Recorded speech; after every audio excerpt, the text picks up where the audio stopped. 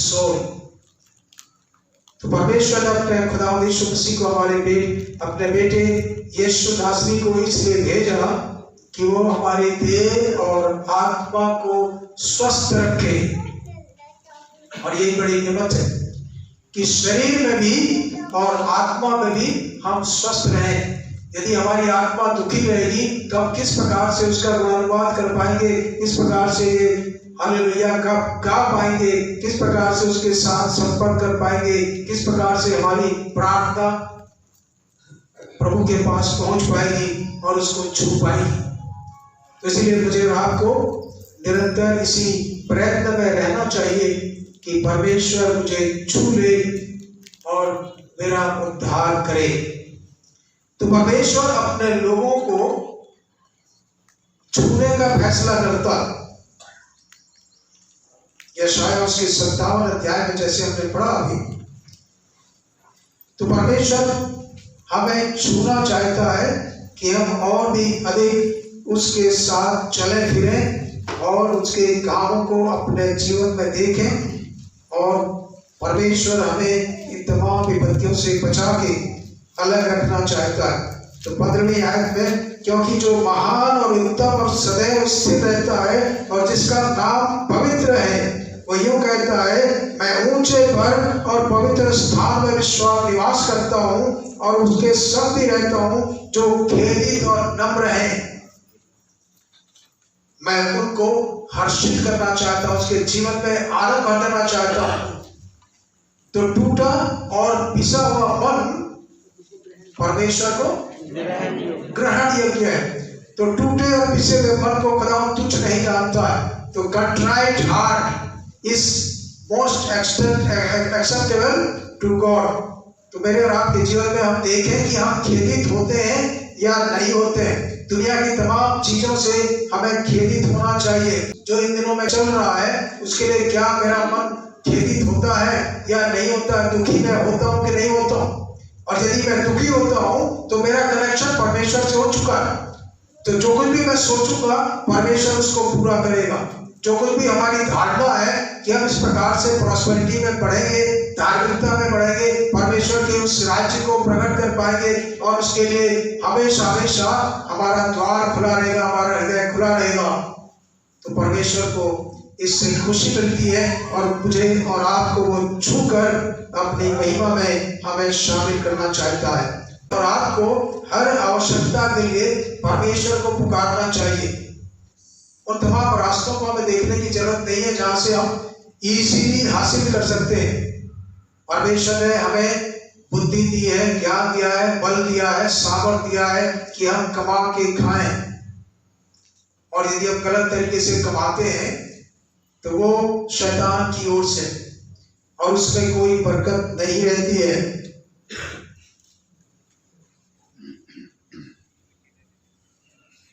इसी वजह से मुझे और आपको एक समर्पित जीवन जीने की जरूरत है।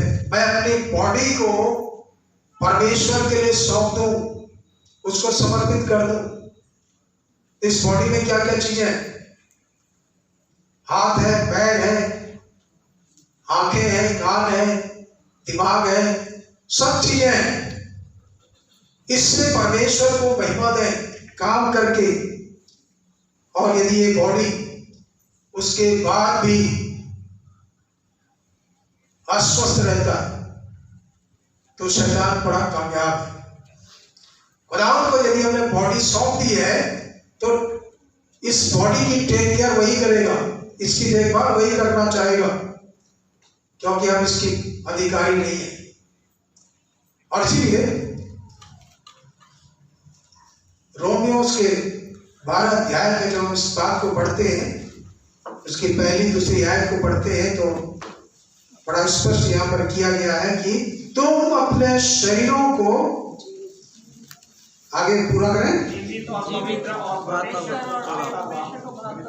जीवित और पवित्र और परमेश्वर को भावता हुआ बलिदान कर दे।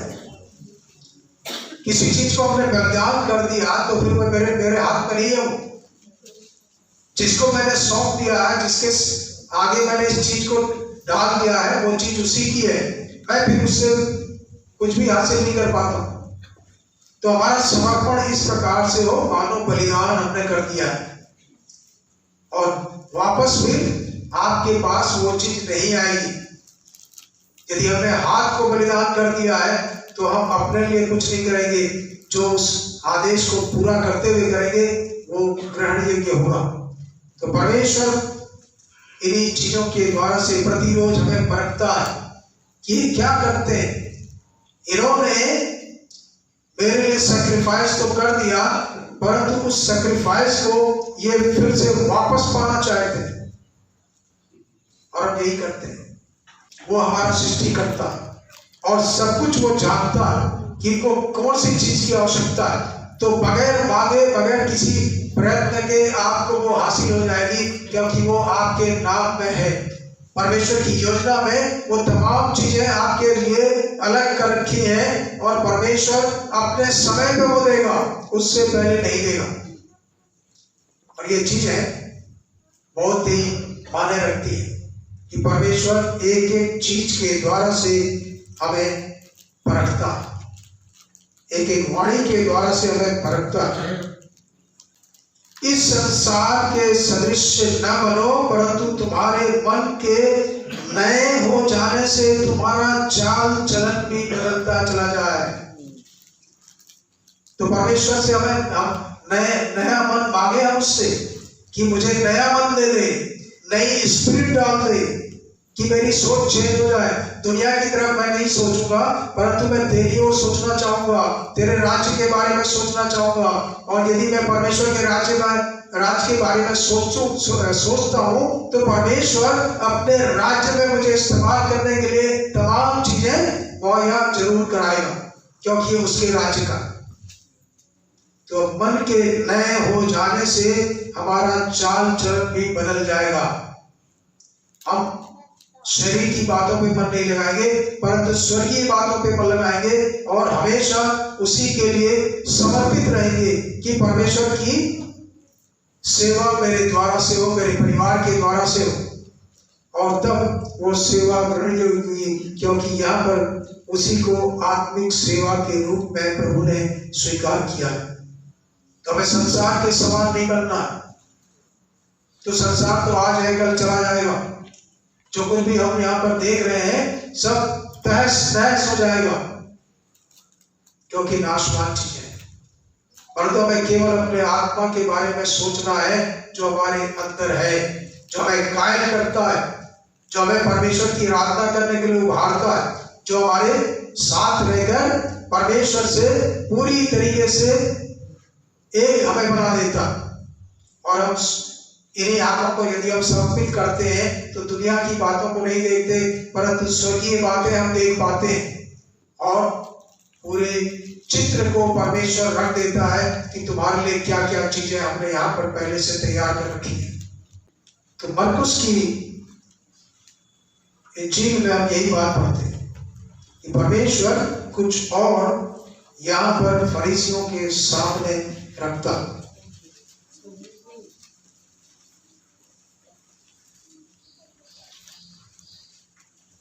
यहाँ पर किसको बुलाएगा?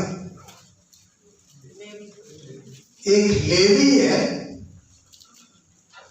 और उसको परमेश्वर ने अपनी सेवा के लिए बुला लिया। चुंगी लेने वाला, और चुंगी जो लेते हैं उनका हृदय साफ नहीं होता। उनमें छल कपट की भावना रहती है कि मैं किस प्रकार से इस व्यक्ति के जेब से मैं पैसे निकालूं। टैक्स कलेक्टर, अलग अलग टैक्स, और उस टैक्स को भी ये रोमी सल्तनत के लिए जमा करने वाला व्यक्ति है। परंतु जब यीशु को इसने देखा तो शायद इसके जीवन में एक बड़ा परिवर्तन आ गया होगा, उसके बारे में सुनता रहा होगा। तो उसी मार्ग में प्रभु यीशु मसीह जा रहे हैं और हलफई के पुत्र लेवी को चुंगी की चौकी पर बैठे देखा और उससे कहा कि मेरे पीछे हो ले।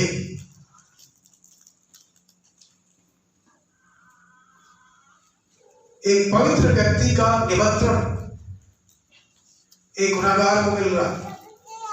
और शायद इसके गुनाह इतने गंभीर नहीं रहे होंगे।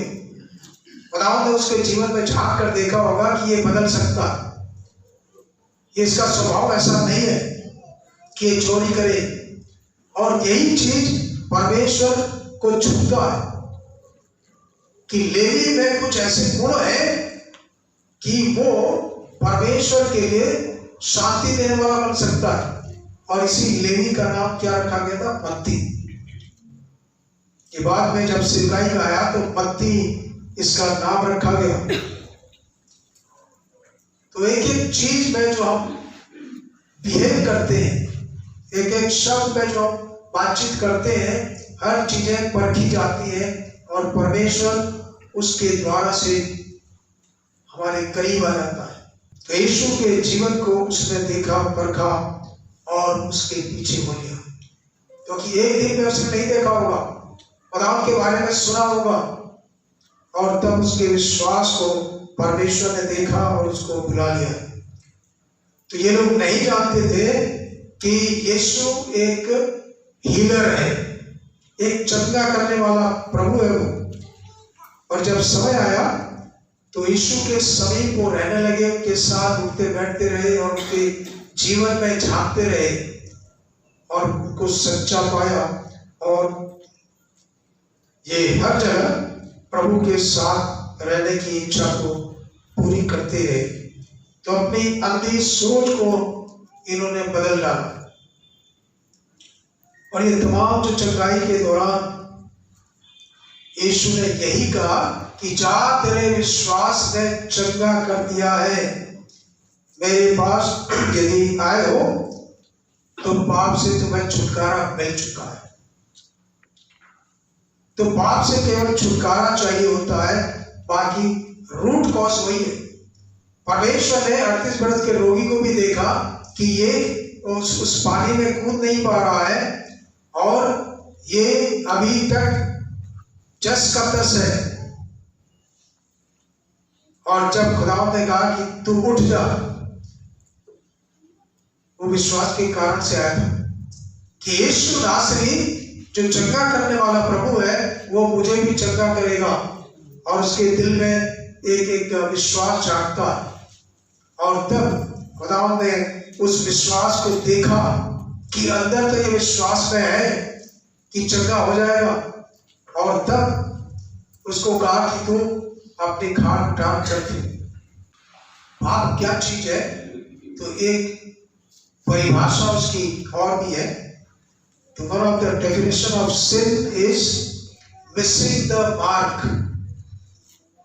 Missing the mark मतलब जो आपको करना चाहिए वो आपने नहीं किया, उसको उससे करने से चूक गए हैं, तो वो भी पाप कहलाता है। और ये बात हम सब जानते हैं और अपने जीवन में इन चीज को जब खोजते हैं तो बहुत सारी बातें पाते हैं कि हमने मिस किया है, खुदावंद के प्रेम को मिस किया है, खुदावंद की आज्ञा को ठुकरा दिया है। और ये रूट कॉज हमारे जीवन में बना हुआ है। उस रूट कॉज को परमेश्वर पूरी तरीके से निकाल डालना चाहता, क्योंकि रूट कॉज बीमारी का पाप है। और पाप यदि हमारे जीवन में बना ही रहेगा, यदि वो क्षमा नहीं किया गया है, तो वही हमारे जीवन को, शरीर को, मन को, आत्मा को खेदित करता रहेगा, हमें दुखी बनाए रहेगा। तो इस बात को उखाड़ फेंकने की जरूरत है, क्योंकि वही यीशु निकालते हैं और उसी चीज के द्वारा से हम सब चंगे हो जाते हैं। अच्छा होने के बाद हम गलत नहीं करना चाहते, और यही सही तरीके से हम उस दिशा में बढ़ रहे हैं कि हम मिस अब नहीं कर रहे हैं, हम सही कर रहे हैं। तो गलत को गलत समझकर उससे हट जाना प्रभु परमेश्वर उससे आपसे चाहता, वो उम्मीद करता है कि हम गलत को गलत साबित करें और सही को साबित करें। सही और वो साथ मिलकर हमें आगे दिखाना चाहता है कि ये तमाम बातों में तुम परखे तो गए, परंतु खुदावन ने तुमको खरा पाया, विश्वास योग्य पाया। तो सब चीजें मेरे लाभ की तो है, परंतु मेरे अच्छाई के लिए नहीं है। मेरा आत्मिक जीवन उससे प्रभावित होता है।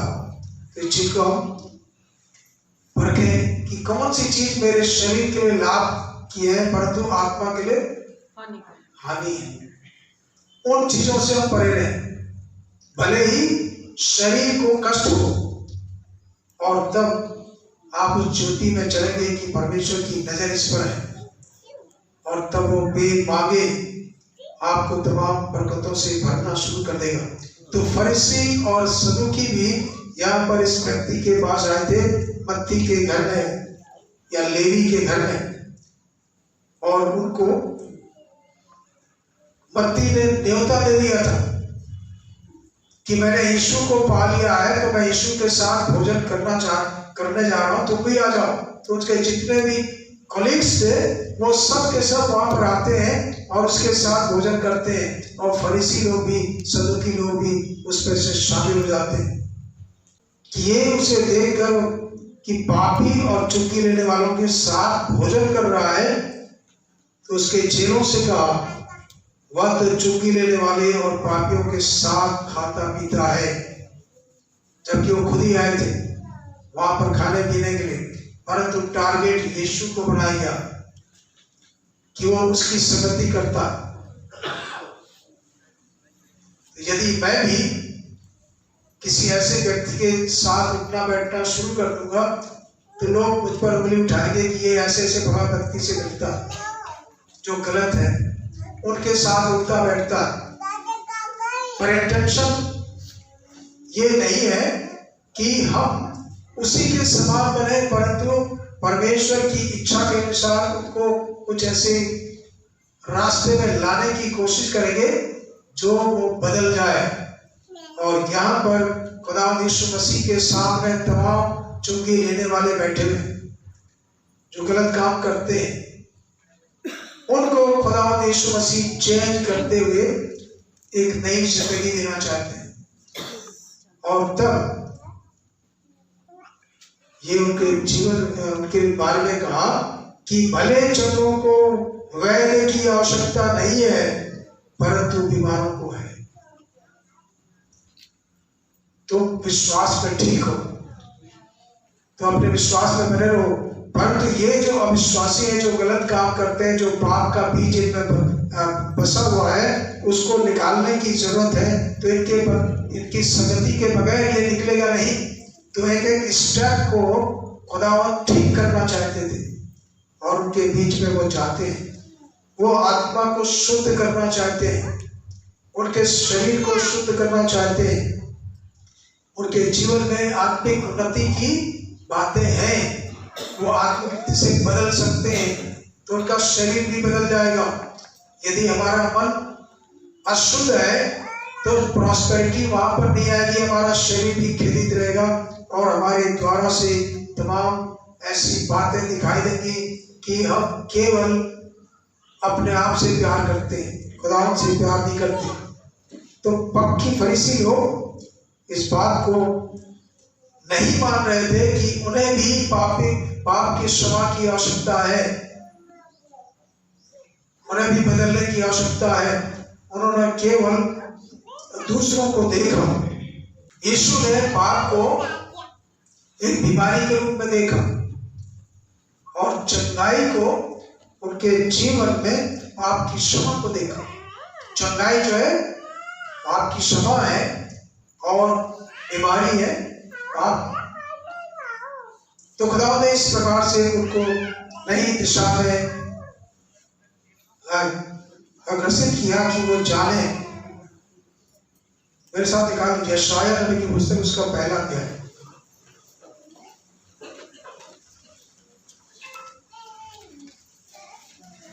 उसकी 5वीं और 6वीं है।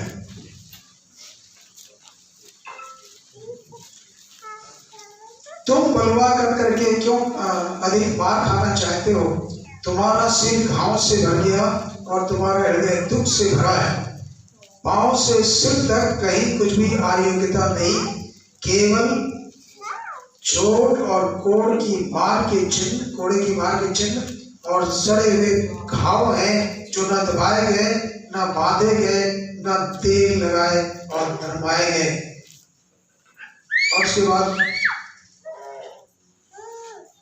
16 से, अपने को धोकर पवित्र करो, मेरी आंखों के सामने से अपने बुरे कामों को दूर करो, भविष्य में बुराई करना छोड़ दो, भलाई करना सीखो, यत्न से न्याय करो, उपद्रवी को सुधारो, मनुष्य का अनाथ का न्याय चुकाओ, विधवा का मुकदमा लड़ो। यहोवा कहता है, आओ हम मिलकर वाद विवाद करें, तुम्हारे पाप चाहे लाल रंग के क्यों न हो तो अब ये हीप के समान उजले हो जाएंगे, और चाहे अर्गवानी रंग के हो तो अभी वे ऊन के समान श्वेत हो जाएंगे। तो यदि तुम आज्ञाकारी होकर मेरी मानो तो इस देश के उत्तम उत्तम पदार्थ खाओगे, और यदि तुम न मानो और बलवा करते रहो तो तलवार से मारे जाओगे।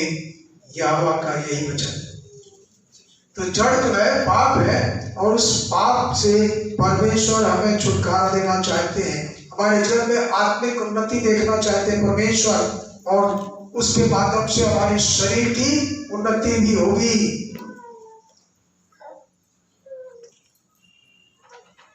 यूहन्ना की पत्री उसका 3रा अध्याय लिखा, तीसरी यूहन्ना की पत्री उसका 1 अध्याय उसकी 2 आयत में लिखा है, जैसे तू आत्मिक उन्नति कर रहा है वैसे ही तुम सब बातों में उन्नति करे और भला चंगा रहे। तो रूट कॉज ये है कि हमारी आत्मिक रीति से चंगाई बहुत ही जरूरी है। हम यदि आत्मिक रीति से शुद्ध है, पवित्र है, और हमारे जीवन में जिंदा दिली है, तो हमारे शरीर को भी परमेश्वर पूरी तरीके से स्वच्छ कर देगा, पवित्र कर देगा, और उसी पवित्रता में फिर हमें कोई खोट नहीं रहेगी, और हम हर प्रकार से उन्नति करेंगे। हमारे स्वास्थ्य को हम प्राप्त कर लेंगे। तो आत्मा से हमें स्वस्थ रहने की आवश्यकता है। तो रूट कॉज यही है, रूट कॉज खत्म हो जाएगा, पापों से क्षमा हमें मिल चुकी है। तो ये पाप जो बीमारी है, उस पाप से खुदा ने पहले से ही हमें छुटकारा दे दिया, परंतु वो छुटकारा अब तक नहीं पहुंचा है। चैनल कहीं गड़बड़ी है, नेटवर्क हमारा क्लियर नहीं है, कहीं कहीं प्रेशर है, हमारा कनेक्शन खुदा से नहीं हो पाया, इसलिए अभी भी हम अस्वस्थ हैं। तो मन को, आत्मा को आप प्रभु को सौंप दें, फॉरगिवनेस ले लें, पापों की क्षमा हम पर बहुतायत से दिखाई दे, और फिर हमारा शरीर ज्यों का त्यों पवित्र प्रभु को काम करने लायक बना दे। तो खुदा उन पर अनुग्रह करता है जो अपने जीवन में आत्मा को शुद्धि के लिए सौंपते हैं। तो मुझे और आपको यहाँ पर एक ही काम करना है कि हम पूरी तरीके से आत्मा को शुद्ध करें।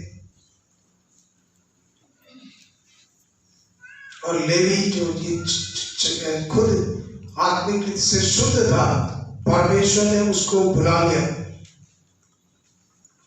दूसरों के समान नहीं था, क्योंकि लेवी जो था हेरोद अंतिपुस के टाइम में वहां पर सेवा करता था। तो उसने अपनी नौकरी को पूरी तरीके से लात मार दी और खुदा के पीछे हो लिया। इतना बड़ा त्याग। उसने नहीं सोचा कि मेरे बच्चे क्या खाएंगे, उसने नहीं सोचा कि खुदा के मैं पीछे चल रहा हूं तो फरीसी लोग सदा मेरे साथ कैसे व्यवहार करेंगे। उसने सोच लिया कि मुझे यीशु के पीछे ही जाना है। हम और आप भी पूरी तरीके से समर्पित हो जाए कि हमने यदि खुदा को पा लिया है तो हमें पीछे मुड़ने की आवश्यकता नहीं है, उसी के साथ साथ आगे बढ़ते रहने की आवश्यकता है।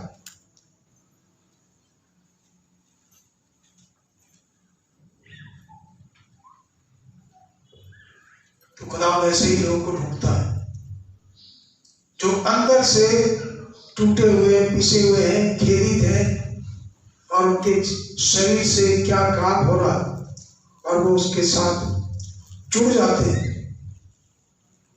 और तभी खुदा उससे कहेगा कि मैं तेरे लिए आया हूं, तू अंदर से चंगा नहीं है, मुझे यहाँ पर तेरी बीमारी ने खींच लाया है और मैं तुझे चंगा करता हूं, अंदर से शुद्ध हो जा। और खुदा अपने लहू के द्वारा से हमारे तमाम पापों को धो डालेगा और उनको स्मरण नहीं करेगा और मुझे और आपको ये मौका देगा कि प्रभु की चंगाई को मैं पालूं, प्रभु की क्षमा को मैं पूरी तरीके से हासिल कर लूं, क्योंकि खुदावंद मेरे लिए आया है। और यदि खुदावंद आज मुझे और आपको चंगा नहीं कर पाता है तो शायद वो हमारी ढिठाई होगी, हमने उसके नियमों को नहीं माना है, उसके साथ हम चलने की प्रतिज्ञा तो करते हैं परंतु हम चल नहीं पाते। कोई और हमारे और खुदावंद यीशु मसीह के बीच आ जाता है।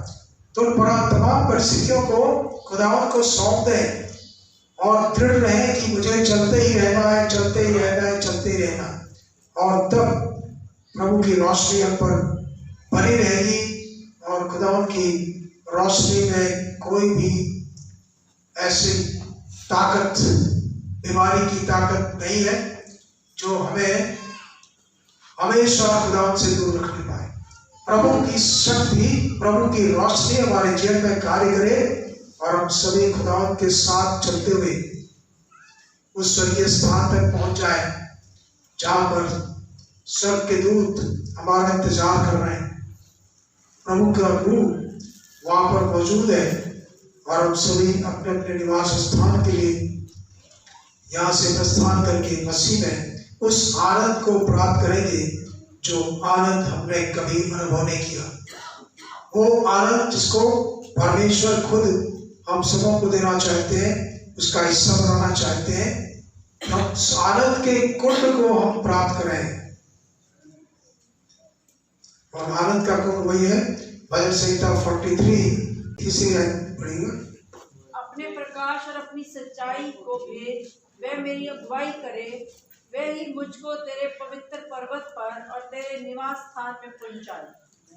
और उसके आगे, तब मैं परमेश्वर की वेदी के पास जाऊंगा, उस ईश्वर के पास जो मेरे अति आनंद का कुंड है। और हे परमेश्वर, हे मेरे परमेश्वर, वह वीणा बजा बजा कर तेरा धन्यवाद करूंगा। Thank you. बहुत ही अद्भुत आयत है कि हम परमेश्वर के पवित्र पर्वत पर जो उसका निवास स्थान है हम पहुंचेंगे और वो परमेश्वर की वेदी है और वो हमारे आनंद का बड़ा कुंड है, अति आनंद का कुंड है परमेश्वर के नगर में। मुझे रात को यहाँ पर जाने की जरूरत है और हमें ये सेवा मिली है कि हम उसकी प्रस्तुति करते रहें, उसका धन्यवाद करते रहें और मसीह में होकर तमाम इनामों को प्राप्त करने की योग्यता हासिल करें जो परमेश्वर ने वादे किए हैं। तो उसके साथ हम वास्तव में चलते फिरते रहेंगे और मसीह के योग्य बनकर प्रभु के दाहिने भी बैठने पाएंगे। खुदा इन वचनों के द्वारा से हम सबों को आशीष दान करें। अब युगों के अधिपति, अविनाशी, अदृश्य, एकमात्र परमेश्वर का सम्मान और महिमा युग युगांत होती रहे। आमीन।